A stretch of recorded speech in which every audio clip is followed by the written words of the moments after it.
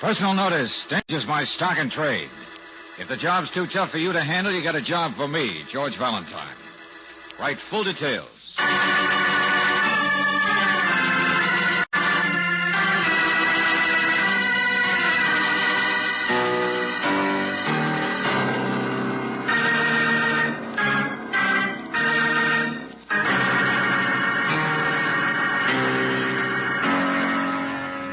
Standard Oil Company of California invites you to Let George Do It.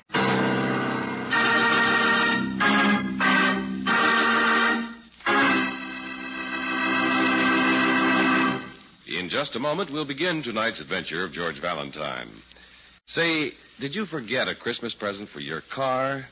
One of the nicest gifts I know is a complete changeover to new RPM motor oil, the oil that doubles engine life between major overhauls due to lubrication.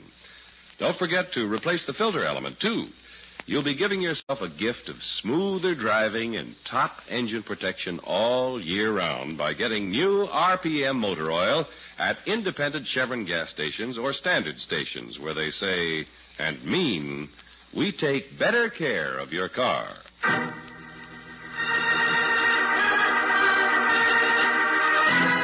And now, tonight's story, The Last Payoff, another adventure of George Valentine.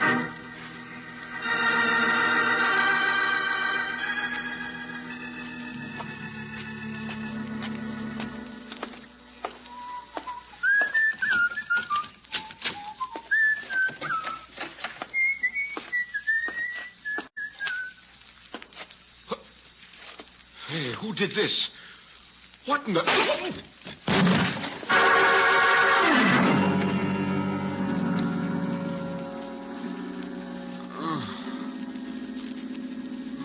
whole room is torn apart. What? Who? What are they trying to do to me? What's that guy's name again? Veda Valdez... Valentine. That's it. George Valentine.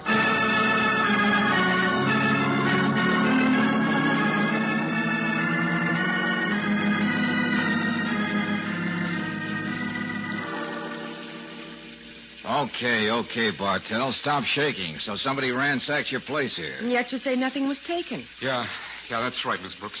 Well? Well, don't you understand? It's why did anybody take this place apart?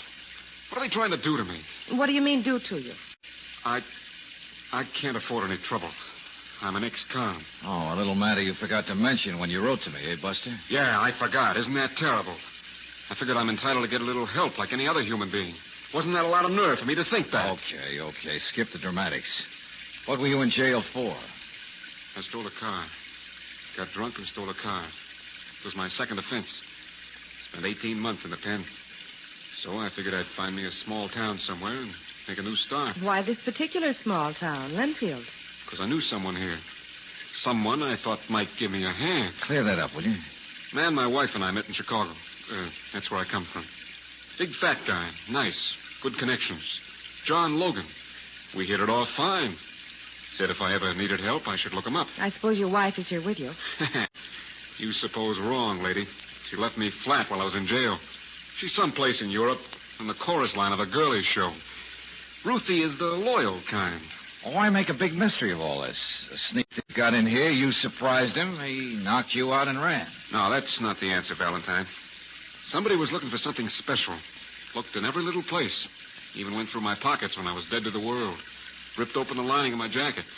Look. See? Uh-huh. The only thing I own that's worth anything is this wristwatch. It's a good one. But the guy didn't take it, did he? No, it was no sneak thief. But who else could it be? And why? I don't suppose your landlady noticed any strange men prowling around here. No. As I figure it, whoever it was climbed in through the window. Hey, tell me, how long has it been raining hard like this? Oh, a couple of days now. This time of the year, it always rains in this place, they tell me. What are you driving at, George? Those footprints near the window. You're pretty small, Bartell. That's what I meant. Those aren't my footprints. Must be the man who ransacked my room. Some kind of red clay. Must have been somewhere where there's red clay. It's not too much to go on. No. Say, Bartell, suppose you tell me about this Mr. Logan, the good Samaritan turned sour. Well, it isn't really like that. I just haven't been able to get a hold of him yet. I spoke to Mrs. Logan a couple of times. She said she'd give him a message. Do you think he has anything to do with any of this? He seems to be the only one you know here in Linfield. That's what's driving me batty. I don't know why anybody should be interested in anything I might have. Tell me, do you think Mr. Logan might be home now? I don't know.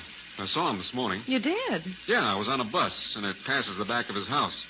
I noticed Mr. Logan burning something in the incinerator in his backyard. So I thought, here's my chance to talk to him. Yeah, go on. Well, by the time I got off the bus, Mr. Logan was gone. I asked his wife where he went, and she said downtown. I went to his office, figuring I'd just barge in and get to see him once and for all. But he wasn't there. And the girl said she didn't know where he might be. The elusive Mr. Logan. I know all this sounds mixed up and not too important, Valentine, but it's important to me. I've got to know what's going on. I want to go straight. I don't want any trouble. I don't have much money, but I'll pay what I can for you to help me. All right, Bartell, you got me curious. You stay here. Maybe I can find out something.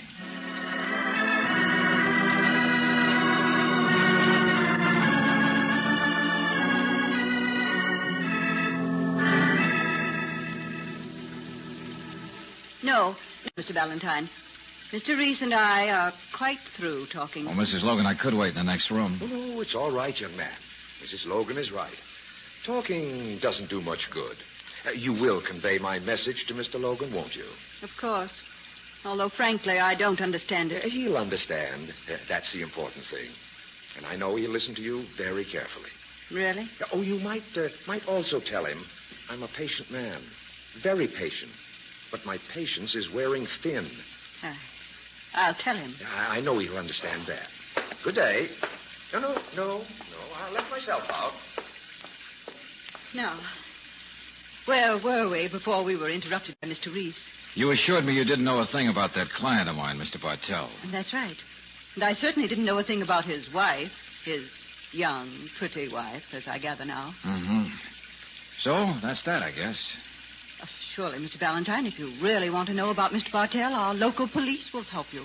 Our sheriff is a very efficient man. Well, as a matter of fact, my assistant, Miss Brooks, is checking that angle. I asked her to call me back here, if you don't mind. Not at all. You have no idea where Mr. Logan might be right now? Oh, yes. Hmm? He's out buying a raincoat. A raincoat? Well, he was simply soaked when he got to the office this morning, so I told him I wasn't going to have him come down with a cold or worse. So he's out buying a raincoat. I see. Would you like a cup of tea, Mr. Valentine? If you're going to wait. No, thanks. Don't bother. I'm afraid I'm a very poor hostess.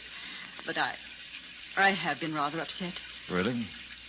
I know it can't possibly matter to you, but Mr. Logan has been so, well, not himself lately, so nervous. I know it's ridiculous because money is no problem with us. But now he seems to be worried about owing people money. People like Mr. Reese.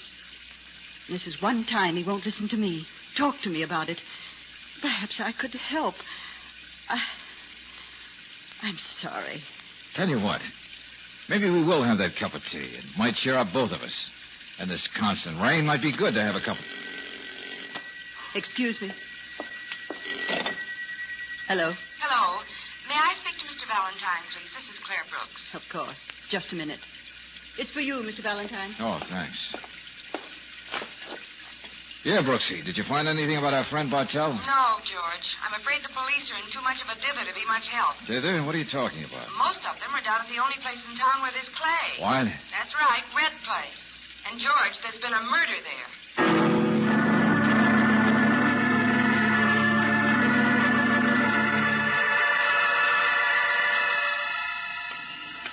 The car's parked right over there, George. I didn't want to talk in front of Mrs. Logan, but tell me more about the murder. Who is the victim? Police don't know yet.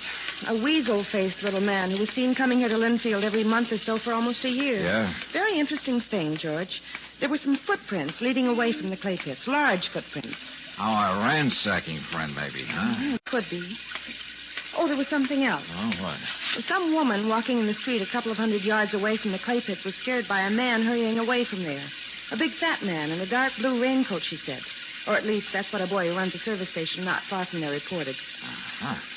Come on. Come on, where? This way. But that goes to Logan's backyard. George, what? I'm playing a long shot, Angel. Ooh. Careful with the puddles. Bartell told us he saw Mr. Logan burning something in the incinerator this morning, didn't he? Well, yes. And Logan is a big man, and his wife told me he's buying a new raincoat this morning. Well, what happened to his old one? Oh, there's the incinerator over there. Yeah, now wait. Here's some kind of a poker. Yeah, this'll do. You see anything, George?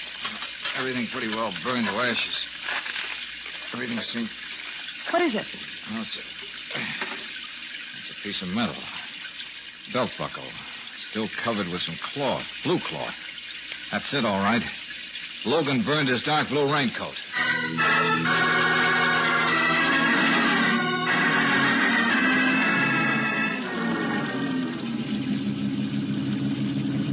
George, I thought you wanted to go to the police station. I told you before it's down the other block. I know, but I'm still playing that long shot. Now, what's that supposed to mean? Just be patient, please, Angel. That clothing store down there, Wilson's. That looks like the largest one in town. All right, I agree. But what does that have Let's pass it just once again, and then we'll...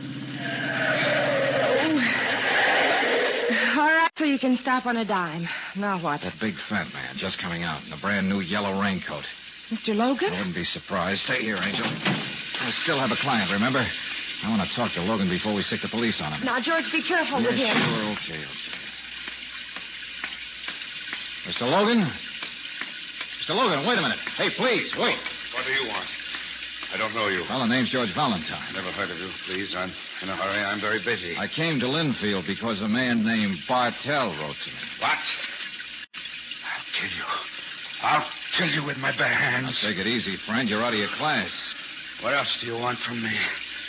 Haven't you done enough? Huh? Leave me alone. Leave me alone. I just want some straight answers to a few questions, that's all. We can talk right there in that car. Oh. Look at your shoes, Mr. Logan. What? There are still traces of red clay on them, see? No. I want to talk to you about a clay pit and murder, Mr. Logan. Now will you come along? Yes.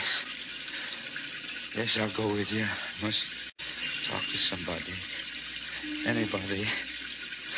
Please talk to me. Help me. Please help me.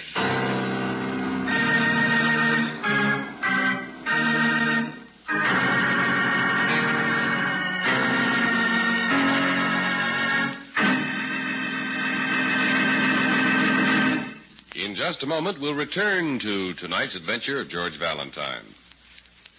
Over the hills and through the woods to grandmother's house we go. That's a well-known saying that has always been appropriate during the holiday season. This year, perhaps you'll be one of the many thousands of Western motorists who'll be driving home for Christmas and New Year's, driving over the hills and through the woods. That's why I think this is an especially good time to remind you that for top performance under all driving conditions, for the kind of driving you do, where you do it, your car needs a gasoline with many different performance qualities. Any gasoline can be made to stress one performance feature at the expense of others, but Chevron Supreme is designed to give you not one, not two, but all 8 high-performance qualities in correct balance. Power, warm-up, starting, mileage, anti-knock, vapor lock prevention, acceleration, and area blending. You'll feel the difference from the very first tankful of Chevron Supreme. For smoother, all-around top performance, be sure to get the gas that gives you all 8. Just drive in and say, fill her up with Chevron Supreme at any standard station or independent Chevron gas station where they say and mean, we take better care of your car.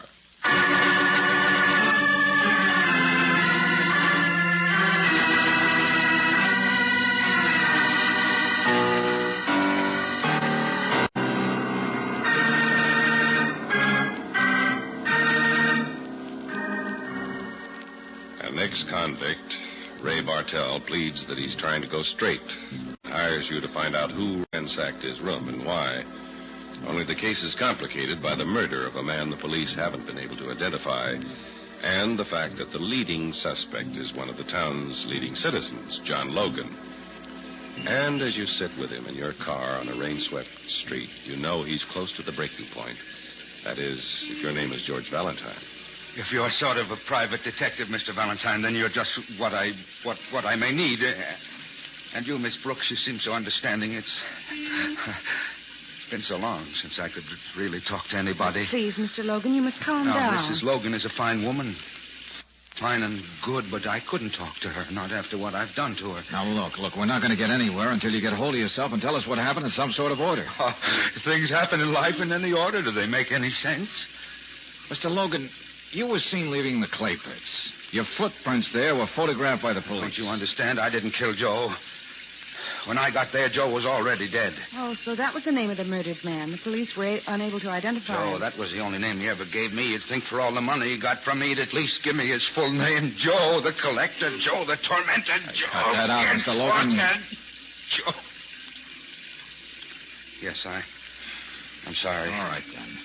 When did you first meet this Joe, whoever he is? And I first made such a fool of myself over Ruthie. Ruthie Bartell? I have no excuse for being a fool, but I also have suffered enough so I don't have to be kicked around anymore. Where does Joe fit in? Well, you see, back in those days, I saw Joe following me around, and I realized that somebody had snapped a picture of Ruthie and me. I was sure that Joe was a detective hired by my wife. Of course, I stopped seeing Ruthie. I died 1,000 deaths waiting for the showdown. But it never came, huh? Not from Mrs. Logan, is that it? Yes, I was wrong about who we worked for, you see, because then I got a blackmail note presented to me by Joe. I was to pay and go on paying each month. And you paid and paid. What else could I do? I was already a failure as far as my wife is concerned. I didn't tell her, but I made bad, stupid deals, and I gambled money away with that Carl Reese. Reese? Yeah. Best I could only pay back half my debts, but if Mrs. Logan, Martha, found out about Ruthie, she'd never forgive me. I couldn't let her know that, don't you see? Well, didn't you suspect Bartell, Ruthie's husband? I did, but by then he was in prison. I didn't know what to think. And I decided Joe was the only blackmailer. I can't let Martha find out about Ruthie. The police mustn't tie me to any of this. They mustn't. I'm afraid that's sort of wishful thinking, Mr. Logan. What? They'll find out that you just bought this new raincoat, that you burned your old one, and they'll be curious, to say the least. You went right from the clay pits to Bartell's, ransacked his room looking for the blackmail evidence, whatever that was. Isn't that right? Yes. You see, Joe got in touch with me yesterday afternoon. I thought I was all through paying him. He promised me I was, but you're never through, are you? I'm afraid not, Mr. Logan. Told me to come out to that little shack in the clay pits. That's where the payoff always took place out there. And when I got there, he was dead. Shot to death. What did you do? Oh, well, I suddenly realized just what an awful spot I was in. Bartell was trying to contact me. Perhaps he was the blackmailer after all. So I had to find the evidence before the police found it. And did you find it at Bartell's place? No, not a trace of it. It wasn't on him either. Mr. Valentine, what can I do? How can I get out of this terrible mess? I'm afraid there's only one thing you can do. Turn yourself over to the police and have the whole thing brought out into the open. I can't. Martha will never believe me. She'll never forgive me. George, look. Huh? There's a policeman coming over this way. What's that? Now, they'll never get me. Be reasonable, Logan. They won't. Hey, Don't stop that. Wait. Stop me, don't. I'll get him. No, George, the police will catch him. Hey, wait. Sorry, officer, I can't. Hey, stop, I said. You don't understand. That man will get away. Yeah, but you're not getting away. You think that sign is just there for amusement? Huh? You overparked here 10 minutes, Mac. Have a ticket.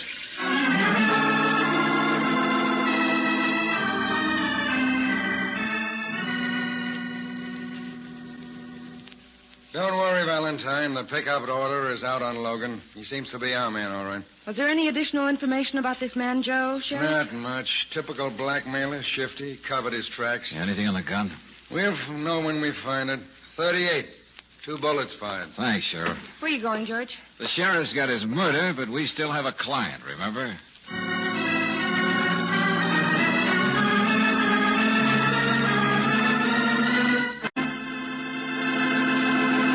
Gone. Yeah. Bartell's gone. If he beat it, it was just a minute ago. What? Yeah, the light bulb is still warm. It must have been just turned off. But where would... Okay, Bartell, slow down. No! Let go of me. I'm not sticking around, Valentine. This place is too hot. Blackmailer, you mean? What? Never heard the naughty word before, huh? Okay, it has to do with Ruthie and Logan. Ruthie? You mean that little... And Logan? Well, I don't know anything about it. You're not going to get me in the middle of it. Nobody will. Oh, now, wait a minute. Try again. Buster! And you're going to the Logan home with me, friend, after we pick up one more passenger.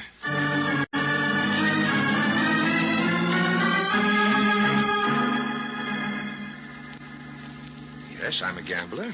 Is there anything wrong with being a gambler? Well, let's leave that to the Kefauver Committee, Reese. But Mr. Logan owed you a large gambling debt, didn't he? As a matter of fact, he did. He didn't pay it, huh? Not yet. Uh-huh. I think we'd better take a little trip to the Logans, Mr. Reese. This whole thing needs some clear light thrown on it.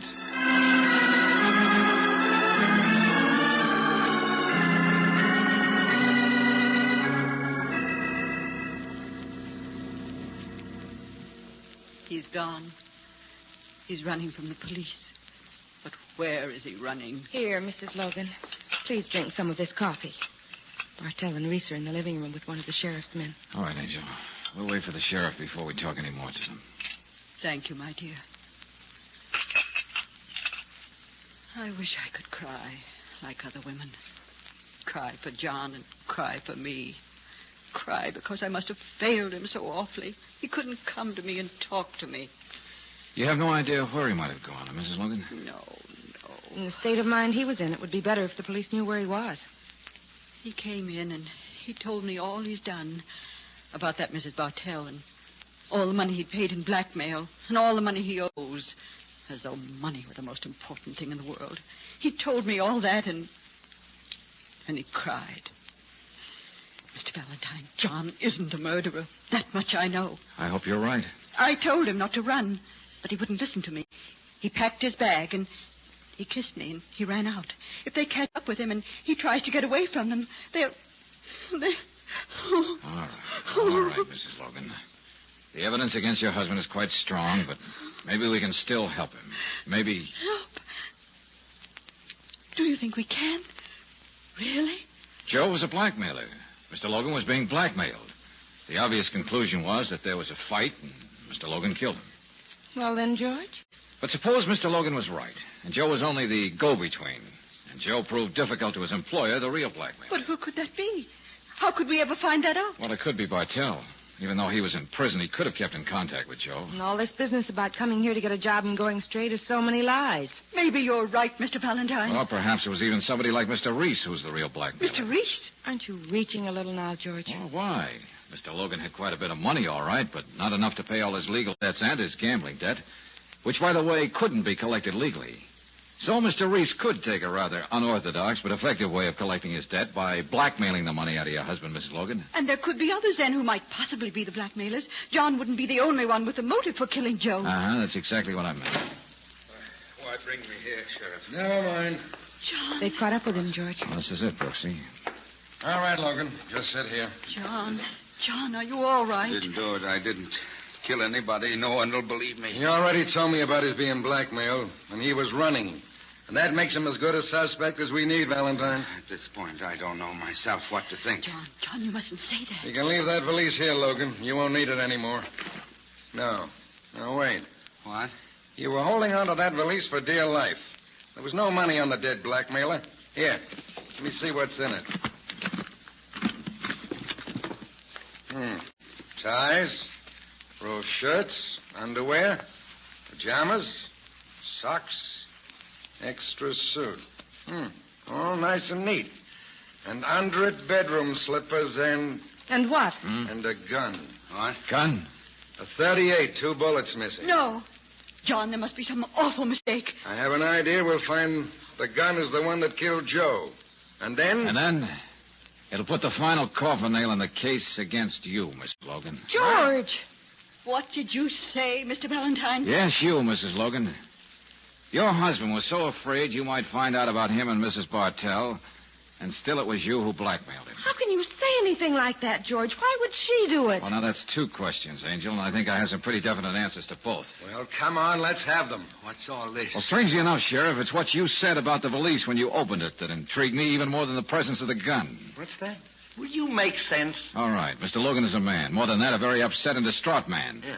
Would he stop to pack the valise so carefully? No, he'd just throw some things together.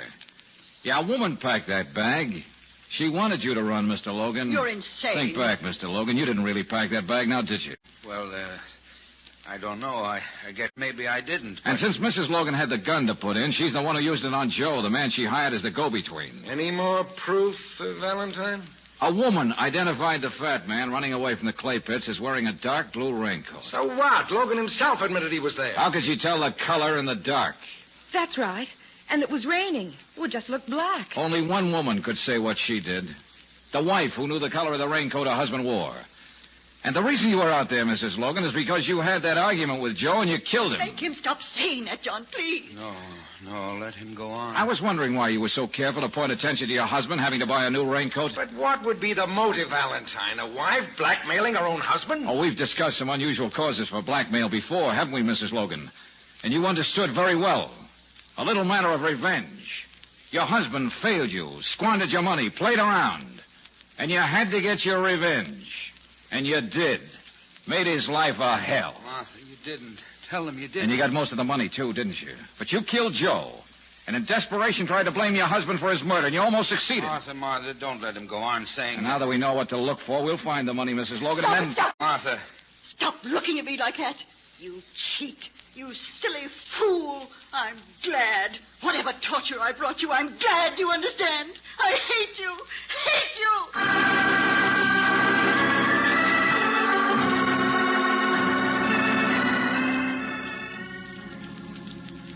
George, there isn't any reason to stay here any longer. A house can be so cold when hate has lived in it. Yeah, Brooksie, we're going. I still have to straighten out something with my client.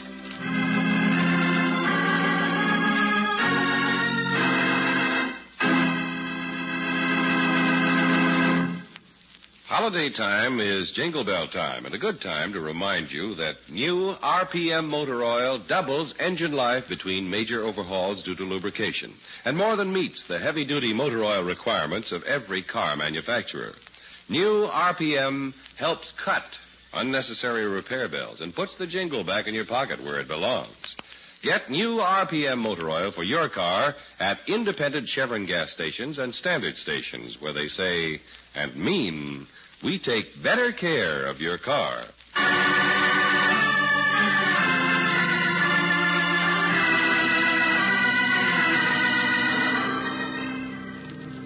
An apology? Yeah. Frankly, Bartell, I didn't buy that I want to go straight, but somebody won't let me routine. But then why did you go to work for me? Mr. Valentine just has a deep aversion to being led down the garden path. Yep. Life is full of surprises, all right. You did come to Linfield just to see a kindly friend of the family. Yeah. Ruthie was a doll, a real doll. But then look at Mrs. Logan, what she did to her husband. I tell you, I learned one thing. Huh? Stay away from women, friend. All women. Far away. You don't say. Have nothing to do with them, especially those that look cute and smile sweet. Are you coming, George? What's the matter, Angel? He doesn't mean you. No, of course not. Well, that's different. Hey, wait a minute. What's the matter with my smile?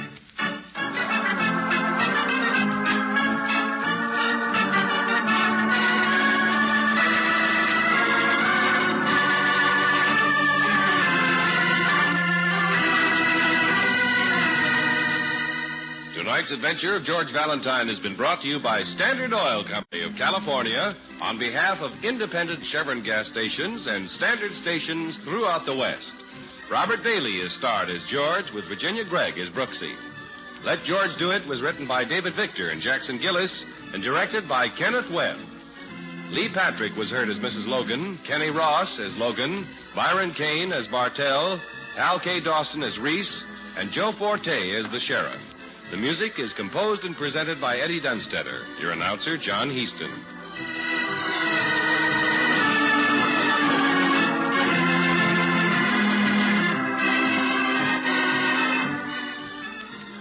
Listen again next week, same time, same station, to Let George Do It.